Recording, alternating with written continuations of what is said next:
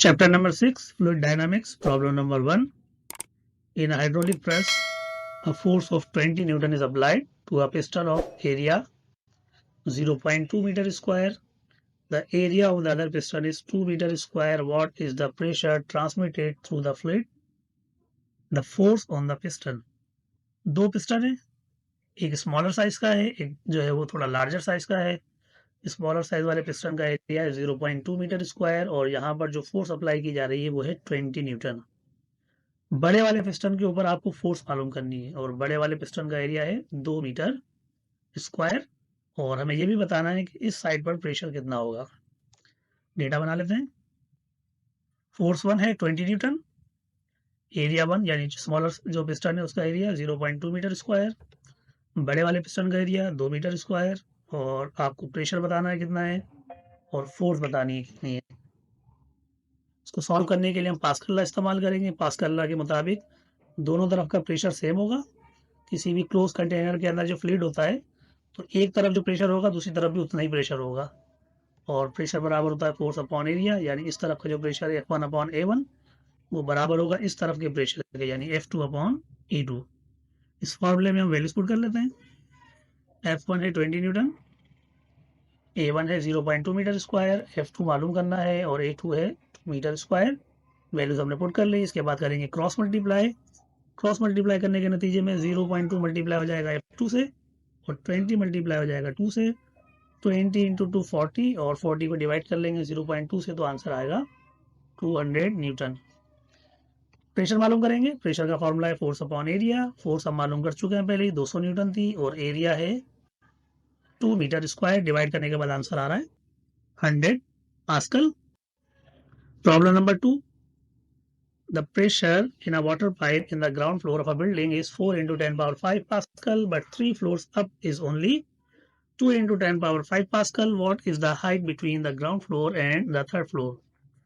एक पानी का जो पाइप है उसमें प्रेशर है बिल्कुल ग्राउंड फ्लोर पे नीचे, वो है 4 into 10 power 5 क्योंकि टंकी से सबसे ज़्यादा नीचे होगा और जितना ज़्यादा डेप्थ होगी प्रेशर उतना ही ज़्यादा होगा, इसीलिए ग्राउंड फ्लोर पे प्रेशर ज़्यादा है।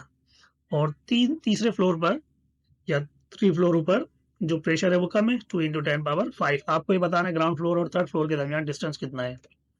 तो प्रेशर हमें दिया गया है, ग्राउंड फ्लोर के प्रेशर को हम P1 से शो कर लेते हैं 4 into 10 power 5 और थर्ड फ्लोर का जो प्रेशर है उसको हम P2 से शो कर लेते हैं 2 into 10 power 5। और हमें डेंसिटी दी तो नहीं गई लेकिन पानी की डेंसिटी कॉन्स्टेंट होती है 1000 किलोग्राम पर मीटर क्यूब। 1000 को हम 10 पावर 3 भी लिख सकते हैं, 10 पावर 3 किलोग्राम पर मीटर क्यूब। और दोनों फ्लोर यानी थर्ड फ्लोर और ग्राउंड फ्लोर के दरमियान जो डिस्टेंस है यानी हाइट वो हमें मालूम करनी है। सॉल्व करते हैं। सॉल्व करने के लिए कोई डायरेक्ट फॉर्मूला तो नहीं है लेकिन हम एक काम करते हैं, दोनों फ्लोर का अलग अलग प्रेशर जो है, जो फॉर्मूला है प्रेशर का, किसी भी फ्लूइड में जो प्रेशर होता है वो बराबर होता है रो यानी density multiply by g multiply by depth. तो हम प्रेशर 1 के जरिए जो डेप्थ है फर्स्ट फ्लोर की ग्राउंड फ्लोर की वो मालूम कर लेंगे। किस तरह? प्रेशर दिया हुआ है 4 into 10 power 5, डेंसिटी है 10 पावर 3, जी की वैल्यू 9.8 होती है, राउंड ऑफ करके हम 10 ले लेते हैं ताकि आसानी हो जाए। और ये है H1 यानी ग्राउंड फ्लोर की डेप्थ टंकी से नीचे तक। H1 मालूम करना है तो ये दोनों उस तरफ चले जाएंगे, 10 पावर 3 है और ये 10 पावर 1 है तो ये 10 पावर 4 हो गए और 10 पावर 4 चला जाएगा अपॉन में 4 into 10 power 5 upon 10 power 4। 10 power 4 को ऊपर लेके जाएंगे, माइनस का 4 हो जाएगा, 10 पावर 5 माइनस 10 पावर 4 तो ये हो जाएगा 10 पावर 1। 10 पावर 1 का मतलब 10 ही होता है और 10 into 4 40। ग्राउंड फ्लोर का जो फासला है टंकी से वो है तकरीबन 40 मीटर। इसी फॉर्मूले को एक दफ़ा फिर इस्तेमाल करेंगे थर्ड फ्लोर के लिए। थर्ड फ्लोर के प्रेशर को हमने P2 से शो किया हुआ था। थर्ड फ्लोर का प्रेशर है 2 into 10 पावर 5, डेंसिटी है 10 पावर 3, जी की वैल्यू 10 और H2 यानी थर्ड फ्लोर का जो डिस्टेंस है छत से वो हम मालूम कर रहे हैं डैनी टंकी से। 10 पावर 1 और 10 पावर 3 ये 10 पावर 4 हो जाएंगे, फिर 10 पावर 4 ऊपर चला जाएगा, 10 पावर माइनस 4 हो जाएगा, 5 माइनस 4 10 पावर 1 और 2 into 10 हो जाएगा 20 मीटर। यानी थर्ड फ्लोर जो है वो छत से 20 मीटर नीचे है और ग्राउंड फ्लोर जो है वो छत से 40 मीटर नीचे है। तो अब इन दोनों के दरमियान फासला कितना हुआ माइनस करके निकाल लेते हैं। 40 माइनस 20, थोड़ा आंसर आ रहा है 20 मीटर, यानी थर्ड फ्लोर और ग्राउंड फ्लोर के दरमियान फासला कितना है 20 meter. Problem number 3, the small piston of the hydraulic press has an area of 10 centimeter square. If the applied force is 50 Newton, what must the area of the large piston to exert a pressing force of 4800 Newton? Problem number 1 की तरह यहाँ पर भी दो piston है, एक smaller size का, एक लार्जर साइज का। जो स्मॉलर साइज वाला पिस्टन है उसका एरिया है 10 सेंटीमीटर स्क्वायर। सेंटीमीटर स्क्वायर को मीटर स्क्वायर में कन्वर्ट कर लेते हैं 10 पावर माइनस 4 से मल्टीप्लाई करके। 10 पावर माइनस 4 और 10 पावर 1 ये हो जाएगा 10 पावर माइनस 3 मीटर स्क्वायर, यानी पिस्टन 1 का एरिया। और जो फोर्स लगाई जा रही है वो है यहाँ पर 50 न्यूटन की। दूसरे पिस्टन के ऊपर जो फोर्स एक्सर्ट हो रही है वो है 4800।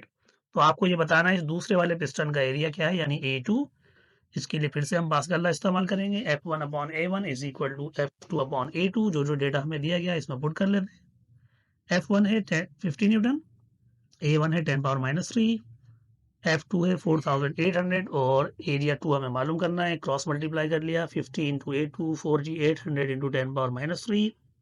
50 यहाँ मल्टीप्लाई कर रहा है, उस तरफ जाके डिवाइड करेगा और 4800 को 50 से डिवाइड किया तो आंसर आया 96। और 10 पावर माइनस 3 को जब सॉल्व करेंगे तो हम डेसिमल को एक दफ़ा और आगे ले जाए राइट साइड पर, तो ये 960 हो गया।